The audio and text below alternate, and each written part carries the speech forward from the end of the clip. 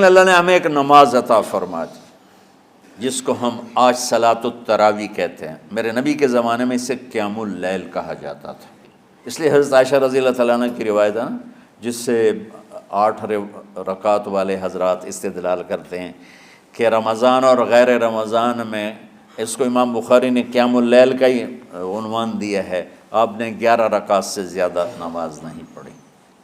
ایک ضعیف روایت میں ہے کہ آپ نے 3 دن پڑھائی نماز، یہ تو صحیح روایت ہے۔ کتنی رکعت پڑھائی؟ تو ایک ضعیف روایت میں ہے کہ 20 رکعت پڑھائی۔ اچھا، ضعیف روایت سے عبادت ثابت نہیں ہو سکتی حکم شرعی۔ تو جب حضرت عمر رضی اللہ تعالیٰ عنہ نے سب کو، اب میرے نبی کے دور میں 3 دن کے بعد آپ تو آئے نہیں کہ کہیں فرض نہ ہو جائے، تو صحابہ اپنے طور پر قرآن سنتے تھے ٹولیوں میں۔ صدیقی دور میں 2 سال وہ فتنوں میں گزرا، تو اس میں بھی اسی طرح چلا کہ ٹولیوں میں ہوتے تھے۔ حضرت عمر رضی اللہ عنہ کے زمانے میں حکومت مضبوط ہو گئی، طاقتور ہو گئے، تو ابتدائی سالوں میں نہیں، چند سالوں کے بعد اب مسجد میں تشریف لائے تو لوگ اس طرح کوئی 4 ادھر 4 ادھر 5 ادھر 10 ادھر 20 ادھر، تو کہنے لگے ان کو ایک امام پہ جمع کر دیا جائے تو کتنا اچھا ہوگا۔ تو آپ نے سب کو اکٹھا کیا اور ابی بن کعب رضی اللہ تعالیٰ عنہ کو امام بنایا اور سب کو ایک نماز پہ جمع کر کے 20 رکعت کا حکم عطا فرمایا۔ تو حضرت عمر کا یہ عمل اس حدیث کو مضبوط کر دیتا ہے کہ چونکہ میرے نبی نے کہا علیکم بسنتی و سنت الخلفاء الراشدین من بعدی، کہ میری اور میرے خلفاء راشدین کی سنت پر مضبوطی سے عمل کرنا۔ تو حضرت عمر کا جو 20 رکعت طے کرنا ہے، اگر ان کا اپنا اجتہاد ہے تو بھی ہمارے لیے عمل کے لیے کافی ہے، اور اگر ان کو یہ یاد ہے کہ میرے نبی نے 20 پڑھی تھیں تو اور زیادہ اچھی بات ہے۔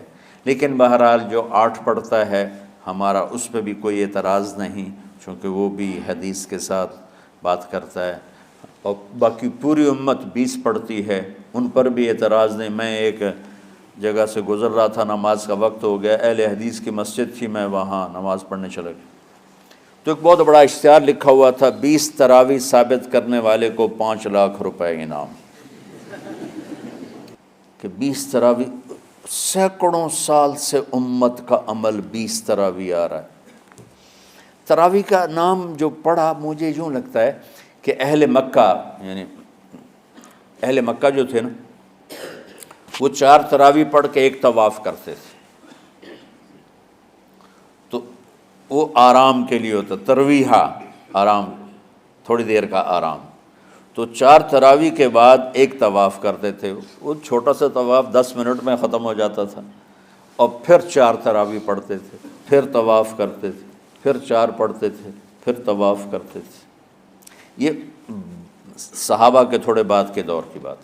تو مدینے والوں کو پتہ چلا کہ مکے والے تو یہ کرتے ہیں، وہ کہنے لگے اساں کی کریے؟ انہوں نے کہا اسی 40 تراویح پڑھیں گے، 40 رکعت، وہ 40 رکعت پڑھتے تھے۔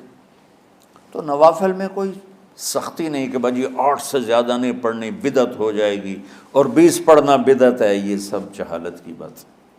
اور یہ 8 پڑھ رہے ہیں یہ غلط ہے، یہ بھی حماقت کی بات ہے۔ جو صحیح حدیث سے دلیل پکڑ کے کوئی عمل کرتا ہو تو بھائیو اس سے بحث نہ کیا کرو، مناظرہ نہ کیا کرو، یہ بہت نادانی والی بات۔ اور امت کا، خلق لاکھوں کروڑوں انسانوں کا ایک عمل پہ جمع ہونا، یہ بذات خود اس کی طاقت کی ایک دلیل۔ اور حرمین جب سے میرے رب نے، حضرت عمر نے 20 رکعت شروع کی، آج تک وہاں بھی ساری مساجد میں 8 رکعت تراویح ہوتی ہے، لیکن حرمین کی مسجد میں 20 رکعت، ادھر بھی ادھر بھی۔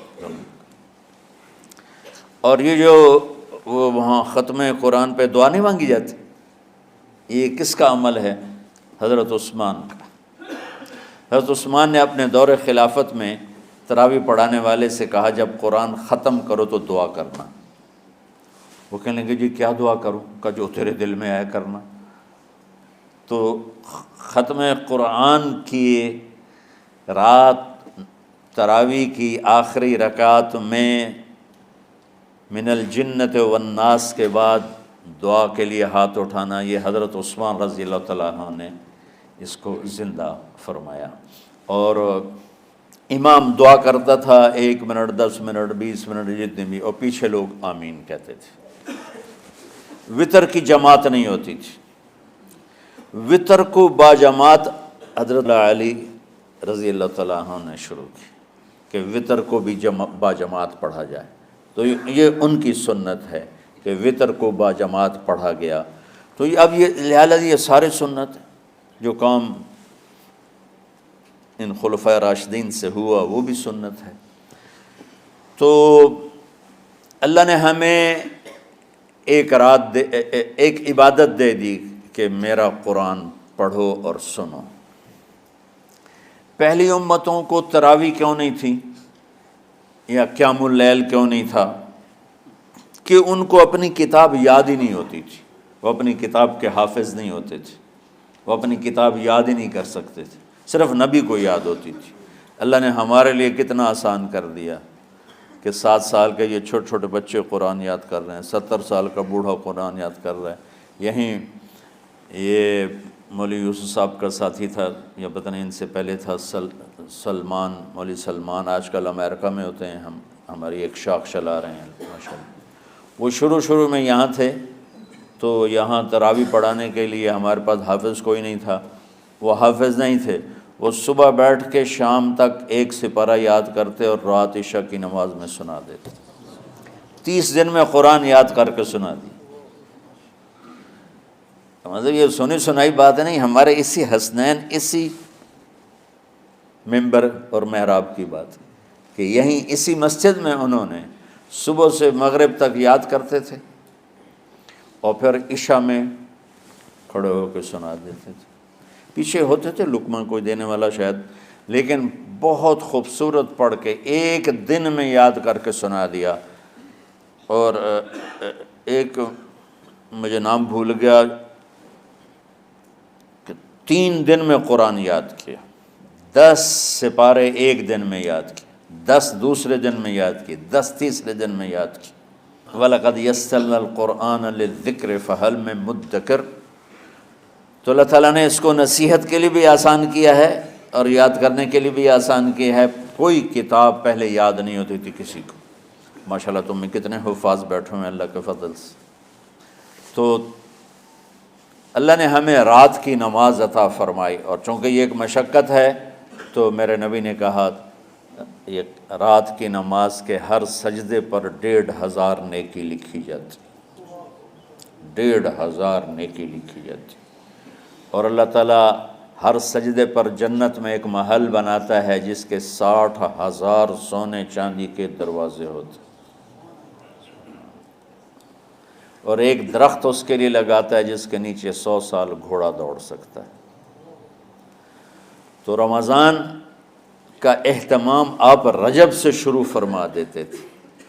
میرے نبی نے 9 رمضان دیکھے، 9 رمضان اپنی زندگی میں، 9 رمضان۔ 10ویں رمضان سے پہلے آپ اللہ کے پاس تشریف لے گئے۔